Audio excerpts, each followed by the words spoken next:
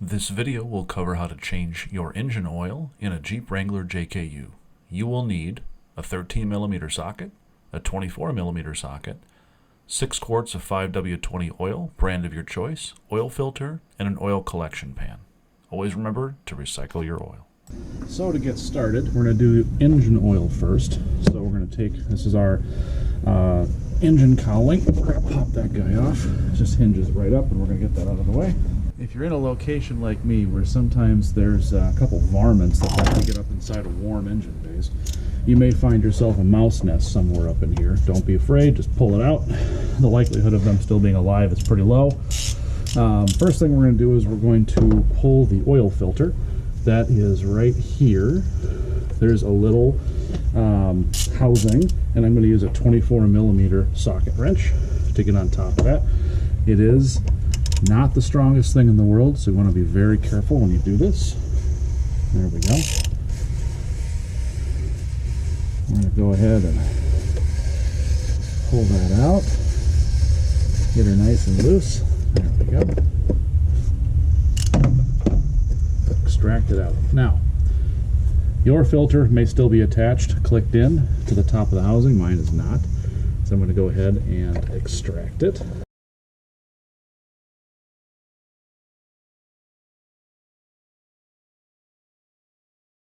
All right, back. Okay, I'm going to go ahead and pull the cap, and I'm going to try to take as much of the oil off without slinging it everywhere like I already did. There we go. Now, filter comes out. Looks something like this. It's a canister filter, makes it pretty easy. You may have another car that has a larger diameter metal or plastic one. You have to have a special wrench on. The Jeep makes it pretty easy. So, the next thing we have to do is to drain the engine oil from the bottom. So, I have a Iron Rock off-road skid plate that's covering my engine oil. Most all, or should all, skid plates have an access door, and my access door is right here. Mine has a 13mm bolt that holds it shut.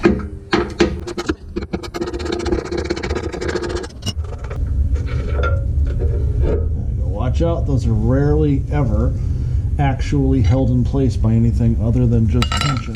So when you drop it, don't drop it on your head. Now, up inside, this is your engine oil pan. This guy right here is your drain plug. So what we're going to do is end up taking this out. Now that should be it is 13mm. So you may choose to use a wrench. Because I'm inside my skid plate, I'm going to use a socket, but I'm going to go ahead and pop in there, and we're going to drain the engine oil. All right, we have our catch bin that we're going to recycle our oil back at the car parts store with. So let's go ahead and carefully, very carefully, remove our oil plug and catch our oil. Okay, now normally I'll just get it loose like that, and because it's going to come out like a torrent, I don't want to keep my tools underneath here. There we go. Alright, so it's finger tight right now. Make sure everything is in place. Good to have a rag, just on the safe side. Alright. And you will, see I'm wearing gloves, you will get oil all over your hand. Alright, as you get it looser, you'll feel it come out. I keep counter pressure on it until I'm ready to pull it. And then, just like that, your hand gets full and you're draining your oil. Now, it'll take a while, so I'm just going to kind of keep the pan centered. This could take up to 5, sometimes 10 minutes, depending on how long it's been. And I like to get it nice and empty. We're about 5 minutes later, and I still have a small drip coming out. And I've also gone up top and I have completely removed the cap and the filter cap from the engine. So we're just letting her drain. The whole purpose of changing her oil is to get all the old stuff out. So letting her drain. All right. So one thing I like to do, always inspect your cover to make sure that the threads are good.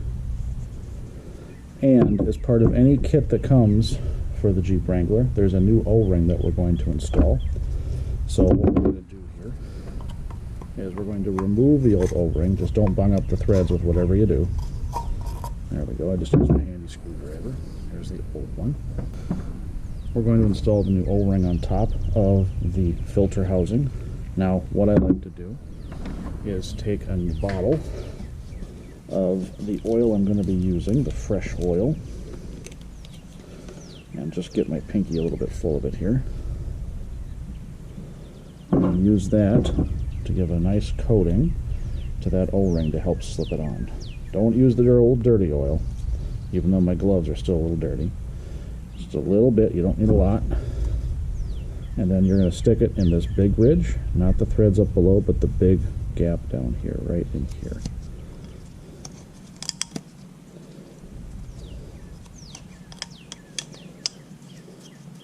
Like that. Then you rotate it, make sure it's nice and in there.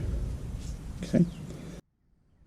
Last step I'll do is take the filter and I will snap it into the housing. There's no special way it goes on, don't force it, but it'll stay in there really easy. I like this versus having to reach up and push a screw on another housing for a different car. This one just kind of pops in, then we just go.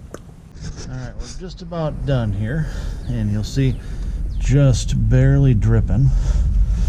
I'm going to make sure I keep, because I got this skid plate here, it's dripping on the skid plate and then down in, so we're going to have to clean up the skid plate here too. But about this time, because we're just dripping, I'm going to take the fill plug and just quick do an inspection on it. To do the inspection, of course, I'm going to take a rag and just kind of clean it off here a little bit. What we're looking for, once we get it cleaned off, is you want to make sure none of the threads are bunged up, or the thread should look super clean, like they do here. You might see where you may have had somebody who had changed their oil before you, like rank down in this thing or cross-thread it. If you see any of that, you want to stop and you want to definitely take it either to a mechanic, or if you have the tools to do so, you want to just quick clean up the threads inside with a tap to clean up any of the threads or the metal filings or shavings that might be inside.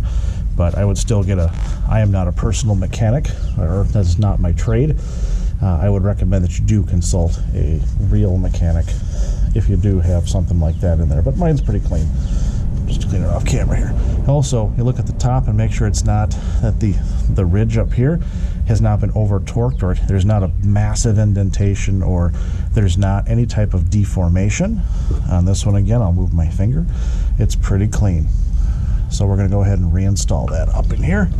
And the best thing you can do is do just finger tight. Never start this with a wrench. For heaven forbid, never use an impact up here. But always just do finger tight. You're going to thread it all the way in and give it a little turn with your fingers. That'll stop the oil from flowing, and that'll seat that screw properly threaded into your oil pan. And I'm just going to do a little wipe it up here. Clean up on the inside lip too, just to clean up any residual oil anywhere. There we go. Okay. All right. We're going to throw that rag over there. Now, once you have your drain plug fully finger tight in there, you're going to take your 13mm socket again. I'm actually going to move my hand out of the way so I can see what I'm doing. My other rag here. There we go. Now, manufacturer specs are, I believe, 20 foot-pounds for this. I don't have a torque wrench that goes that low, so I'm going to give it just a little bit of a snug with my hand here.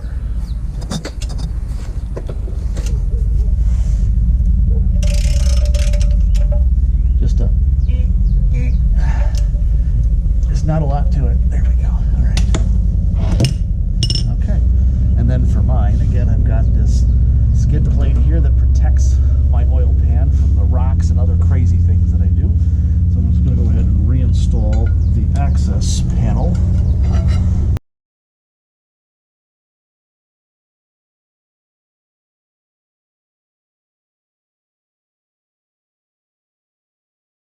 All right, now push that out further. So I'm gonna pull that out, pull that out. We're done underneath. All right, we're back up here on top. I have my assembled filter and cap, and I'm gonna go ahead and insert that into the housing. And again, I'm going to thread this only with my fingers. You want to make sure that you're not going to cross thread anything. That's a whole other video. Get her nice and tight on there. I'll get out my 24mm socket, and we're going to give her some turns here.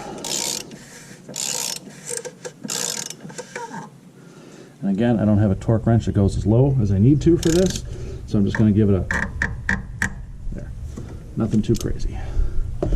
Right here, 25 nanometers is what they have on the cap. I'm going to use my arm as 25 nanometers. Do not over tighten that because you will snap it. We have our drain plug reinstalled. I've got my skid plate access door reinstalled. We have the oil filter in. Now over on the side of the engine is the fill cap. I'm going to go ahead and just remove that. Now you can see on the top it tells you 5W20. That's the oil we're going to be using. So I'm going to go ahead and place my funnel in. This will take 6 quarts of the engine oil of your choice. So I'm going to start here with my big jug. All right, here we go.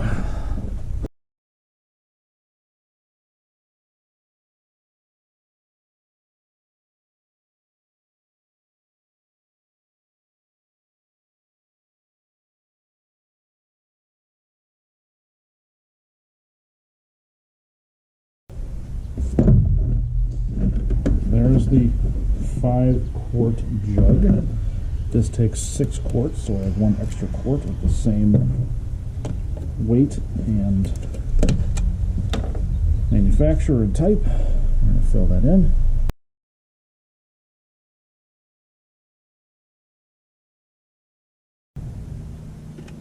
All right. You pull your funnel out. It'll be dripping.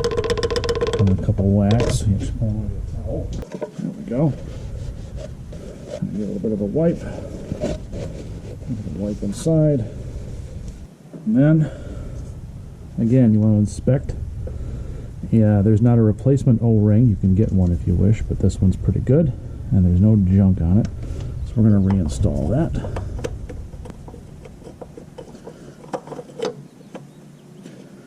Give it a turn. There we go. Now, last step you want to do is take your fill stick, extract it from the dipstick hole. We're going to dry it off. It's important that you clean it off first because as you look, there's those hash marks that are right there. You can see it without it being too blurry. You want your oil to be within and preferably now at the top of those hash marks, not up on the wire and not down below. So we're going to insert that into the tube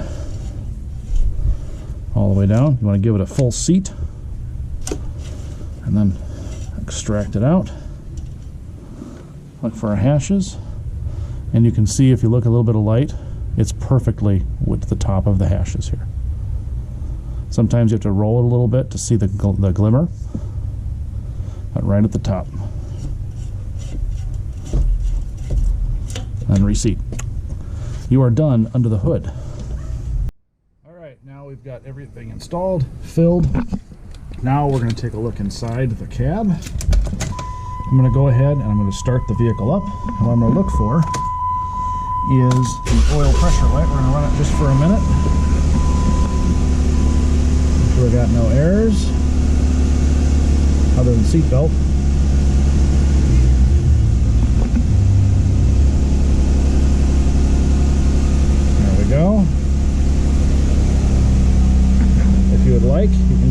menu. This is a 2018 JK, by the way, what I'm doing.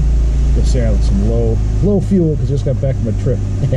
Under vehicle info, I can go down.